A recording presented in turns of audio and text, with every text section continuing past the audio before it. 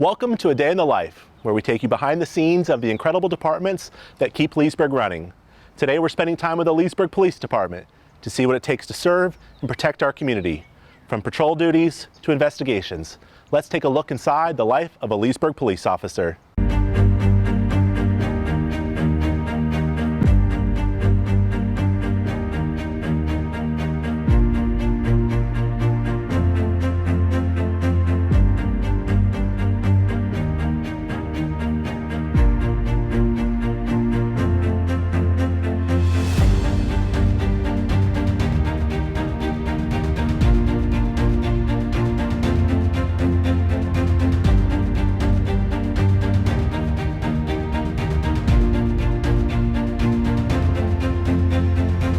I'm here with Officer Blum. Officer Blum, what types of calls do officers respond to?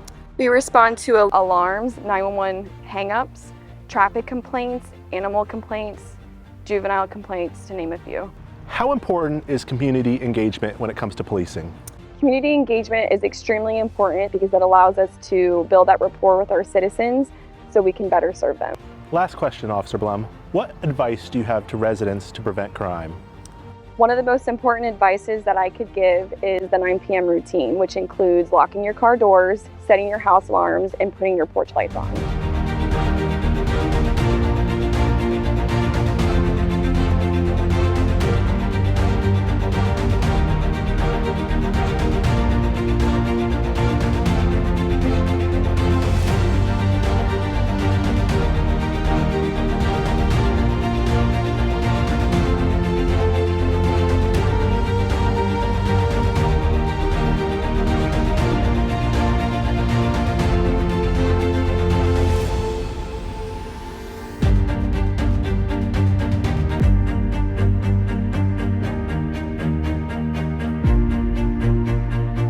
I'm here with Officer Clark. Officer Clark, what are some of the most common traffic violations that you see as an officer? Mostly speed. Whenever we're doing speed enforcement, a lot of people like to rush. Taking the time to get to where you need to be and maybe leaving a little bit sooner instead of speeding because we're putting the safety of the public in jeopardy. So how do officers handle DUI enforcement? Our most concern is the safety of everyone in the public and just keeping them safe. You never know who's on the roadway or what could happen, and that's just our main concern. Last question for you, Officer Clark. What should someone do if they are pulled over? I would say try to find a safe spot to get off the roadway so not only they're safe, but we're also safe, and we can keep eyes on each other to where, whenever traffic's passing by, speed, and we're just, protected in a safer spot than just being on the roadway. Inside lanes probably doing 40 to 45, yeah? Yeah, you're good. 43. That truck's probably doing about the same speed. 46. 46.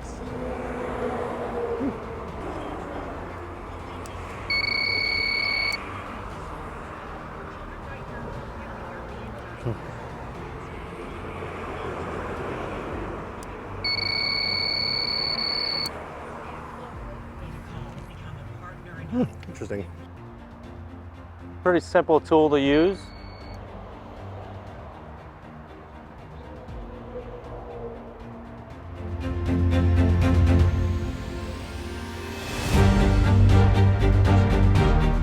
I'm here with Lieutenant Escalante. Lieutenant Escalante, what goes into investigating a crime? So, one of the most important things when it comes to investigating a crime is being able to have the cooperation of the victim, of the witnesses, people who actually saw the event occur. When detectives get a case assigned to them, one of the first things that they do is contact this person and get information about what happened. After that, the detective reviews the evidence that he or she has, such as video surveillance or latent prints and things like that, and then tries to follow up on those evidence, on those leads, in order to apprehend the suspect or to solve the crime itself.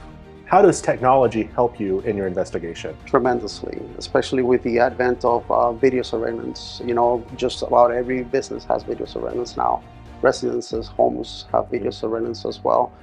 Also, internet and putting things online and getting citizens assistance into identifying people. That has been very helpful for us. And then we can also lead into other things such as DNA, the advent of new technology to process the crime scenes as well has been very helpful for us to, in identifying the suspects. So I'm here with crime scene investigator Boyer. Ms. Boyer, what are we doing today and where are we at? Today we are in the forensics lab for the Leesburg Police Department, and today I'll be showing you how we lift a latent print. Let's get into it. All right. So here would be a cup that we have as an example as a piece of evidence that we would collect on a scene. So I'm assuming there may be some type of print that would be left by our suspect. So the first thing I would do is I would take my latent print brush, and I'm just going to twirl it lightly in our black powder. So just on top lightly like that. Wow. And then I will take my cup. I'm trying not to touch it and leave my own markings on it. And I'm just going to twirl it right on there until you can visibly see any latent print. Now our latent print has become visible to us. There's a couple of fingerprints here. So what I'm going to do is I'm going to lift it off the cup with some tape. So I'm going to grab some tape and place it right on my cup, smooth it out, and then simply pull it right back up. And now to preserve this, I'm going to put it on a card. Same process, put it down, smooth it out, take my tape off, and now I have collected the print off of the object so that I can compare it. Wow, that is impressive. So what we would do with this is we would put it in a system and then we can compare it again in a database against other people that have been arrested previously. There you go. Well, that was a really cool demonstration, Ms. Boyer. Thank you. All right. And then lastly, can you show us some of the equipment that we have here in the lab and what they do, what that equipment does? Absolutely. We're very blessed for being a small police department with some really cutting edge technology. Behind us here, what we have is our fluorescence camera. So I can also do latent prints and spray a chemical on it that will make it fluoresce on our object. And this camera and all these lights, what they'll do is they'll show the prints. So sometimes if I can't lift it with the powder, I can spray a chemical on it and then visualize it a lot better with a camera. It allows us to do that. Behind you here, this is our drying cabinet. So if we have anything that's damp or bloody or something like that, we'll bring it in here. It'll allow it to dry out properly. Over back here, this is our fume hood. So when we're working with any chemicals or agents in this hood, we would just place them there and it just allows the fumes to go outside. And over here we have, it's a cyanoacrylate chamber or a super glue chamber. So when we do have some latent prints, we can put, like the cups, we could put them in there and the super glue fumes will stick to those so we can spray our chemicals and stuff on it. And then lastly, this is our newer piece that we have here. It's a Faraday cabinet. And basically what that is it allows us to place cell phones in there so that no signals come in or out of the cell phones. That way nobody can erase phones or anything nefarious like that. So we keep them safe in there, they're all locked up, and no signals are coming in and out before we can investigate the phones.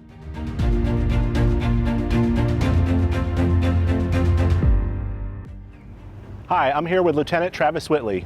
Travis, can you tell me what specialized units are here at the Leesburg Police Department? Yes, sir. Within the Leesburg Police Department, we have several specialized units to include the K-9 Division, we have a Motors Unit, we have the Criminal Investigation Division, we have School Resource Officers, we also have a Crisis Intervention team that acts as a hostage negotiator, and we also have the Special Weapons and Tactics team, which is a multi-jurisdictional team, consists of 5 agencies in the local region. Another question I have for you, Lieutenant Whitley, how do you make the SWAT team? So there is a standard that we have that we accept within the multi-jurisdictional team. First and foremost, primarily we want to know that you're physically fit and that you can accomplish the goals and the tasks that we have for you. Whether that be a downed officer that needs to be extracted from an individual location, or maybe it's an operator that's down, or maybe it's a civilian that's inside of a residence and then we need to evacuate that individual quickly under tactical or austere conditions. Also, there's a standardized for weapons handling. We need to know that you can accurately shoot the weapon and that you're safe in handling and manipulating that weapon in high stress situations. In addition to that, we want to know that you have good spirit, that you have heart, that you're committed and you're dedicated not only to the men and women that are right next to you, but also the community. How does ongoing training prepare the officers? It's vital. If you don't use it, you lose it in most instances. And we found that over the years, as we begin to progress as law enforcement officers, things change, times change. We have certain restrictions that are often placed upon us, and there's times that we have to work around those restrictions that we have. Not only does it keep officers sharp, but consistent training provides that officer an opportunity to find maybe where there's weaknesses in their standard day-to-day operations and where they can improve upon themselves. And so here at the Leesburg Police Department, we pride ourselves in bringing cutting edge, top of the line training opportunities to those individuals, not only in-house, but also out of house in the Florida region, in the Southeast. Can you explain what we're standing on next to? Yes, this is a what's called an MRAP. It's a mine-resistant ambush protection vehicle. Now, we don't typically use this in the field on, say, per se, a search warrant at, in the morning hours. But this is more of a rescue vehicle. In the event that an officer was injured and was down and we needed to get to him and we needed to afford ourselves some protection, this panel here is high caliber round protection. Also, all the glass in this individual vehicle is also rated for high level of rounds, so for detection of the officers that are inside conducting their missions. This is a good piece of equipment to have in our back pocket. In addition to that, in the event that we have storms, which we consistently do throughout the year, this is a good vehicle for high water rescue. In the event that an individual is trapped inside their residence, we can utilize this 6-wheel vehicle to get in and out of certain locations that a typical patrol vehicle couldn't get to.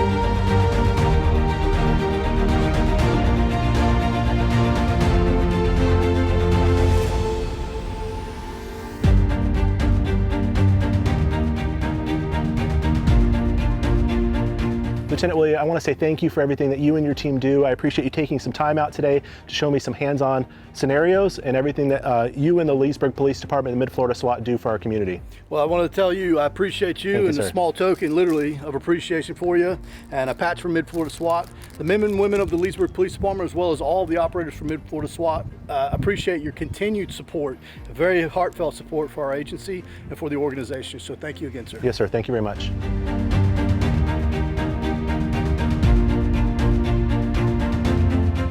So I'm here with K-9 Officer Edwards. Edwards, what kind of training do you and Ghost go through?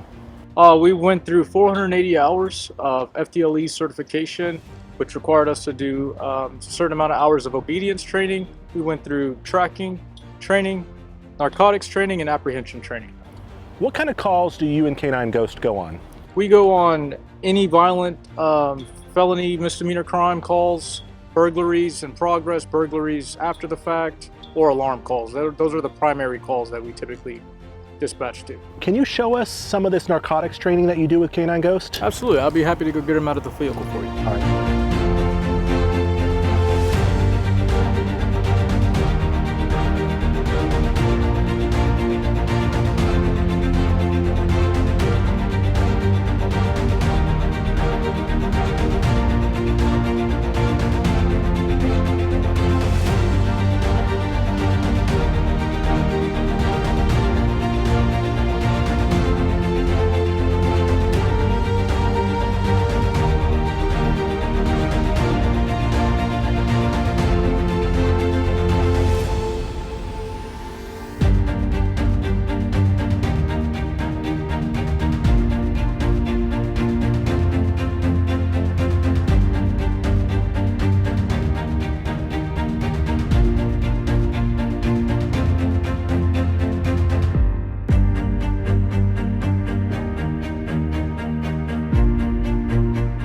Hello everyone, I'm here with Lieutenant Walsh. Lieutenant Walsh, can you tell me where we're at And what does it take to become a police officer?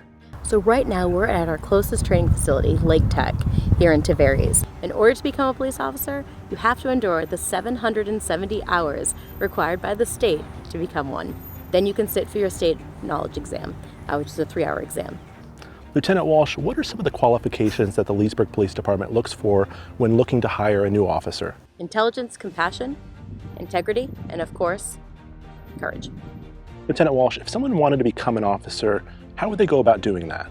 So it's pretty simple. You can come and visit our website, which is www.leesburgpolice.com, or you can come by the station and you can speak with Lieutenant Whitley or myself. So Lieutenant Walsh, I see we're on an agility course. Can you tell me a little bit about that and what we're going to be doing today? Absolutely. A part of our training is to make sure that we are physically fit. So during the course of your 770 hours, you run this course regularly. So today, that's what we're going to be doing.